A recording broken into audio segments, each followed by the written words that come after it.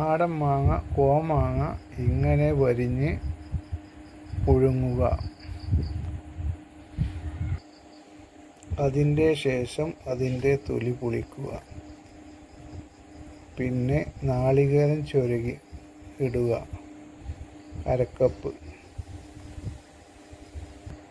പിന്നെ ശർക്കര, വെല്ലം ഇടുക, 2 പീസ്. അതിൻ്റെ ശേഷം കടുക് വറുത്ത് ഇടുക. ഒന്ന് ഇട്ടതിന് നാടൻ മാങ്ങ, കോമാങ്ങ വരട്ട് ഉണ്ടാക്കുന്ന വിധം: മാങ്ങ തൊലിയോട് കൂടി വരിഞ്ഞ് തിളപ്പിക്കുക. അതിൻ്റെ ശേഷം തൊലി പൊളിക്കുക. അതിൻ്റെ ശേഷം 2 ആണി ശർക്കര, 2 കഷ്ണം ശർക്കര ഉരുക്കി അതിൽ ഒഴിക്കുക.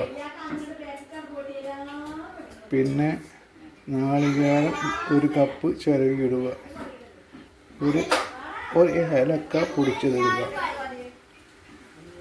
എല്ലാം കൂടി ഇളക്കി യോജിപ്പിച്ച് കഴിക്കുക.